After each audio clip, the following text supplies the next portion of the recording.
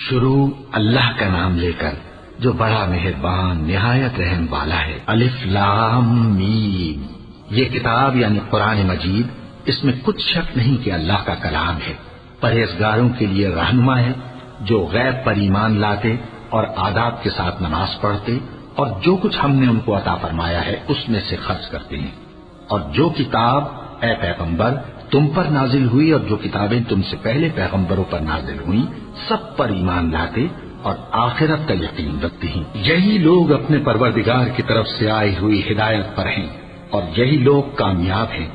جو لوگ کافر ہیں انہیں تم نصیحت کرو یا نہ کرو ان کے لیے برابر ہے، وہ ایمان نہیں لانے کے۔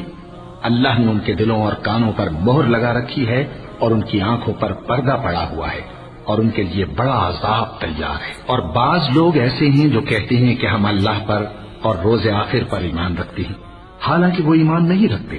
یہ اپنے خیال میں اللہ کو اور مومنوں کو دھوکہ دیتے ہیں، مگر حقیقت میں اپنے سوا کسی کو دھوکہ نہیں دیتے اور اس سے بے خبر ہیں۔ ان کے دلوں میں کفر کا مرض تھا، اللہ نے ان کا مرض اور زیادہ کر دیا اور ان کے جھوٹ بولنے کے سبب ان کو دکھ دینے والا عذاب ہوگا۔ اور جب ان سے کہا جاتا ہے کہ زمین میں فساد نہ ڈالو تو کہتے ہیں کہ ہم تو اصلاح کرنے والے ہیں۔ دیکھو یہ بلا شبہ مفسد ہیں لیکن خبر نہیں رکھتے۔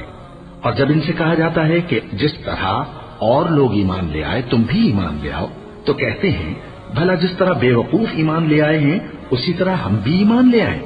سن لو کہ یہی بے وقوف ہیں لیکن نہیں جانتے۔ اور یہ لوگ جب مومنوں سے ملتے ہیں تو کہتے ہیں کہ ہم ایمان لے آئے ہیں، اور جب اپنے شیطانوں میں جاتے ہیں تو ان سے کہتے ہیں کہ ہم تمہارے ساتھ ہیں، اور مسلمانوں سے تو ہم ہنسی کیا کرتے ہیں۔ ان منافقوں سے اللہ ہنسی کرتا ہے اور انہیں مہلت دیا جاتا ہے کہ شرارت و سرکشی میں پڑے بہک رہے ہیں۔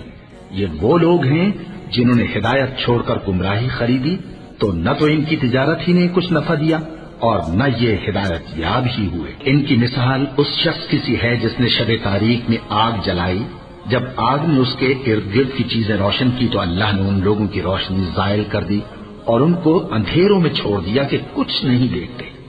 یہ بہرے ہیں، گونگے ہیں، اندھے ہیں کہ کسی طرح سیدھے رستے کی طرف لوٹ ہی نہیں سکتے۔ یا ان کی مثال میں کسی ہے کہ آسمان سے برس رہا ہو اور اس میں اندھیرے پر اندھیرا چھا رہا ہو اور بادل گرج رہا ہو اور بجلی کوند رہی ہو تو یہ کڑک سے ڈر کر موت کے خوف سے کانوں میں انگلیاں دے لے۔ اور اللہ کافروں کو ہر طرف سے گھیرے ہوئے ہے، قریب ہے کہ بجلی کی چمک ان کی آنکھوں کی بصارت کو اچک لے جائے۔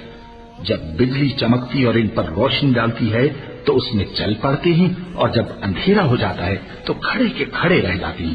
اور اگر اللہ چاہتا تو ان کے کانوں کی سنوائی اور آنکھوں کی بینائی دونوں کو زائل کر دیتا۔ بلا شبہ اللہ ہر چیز پر قادر ہے۔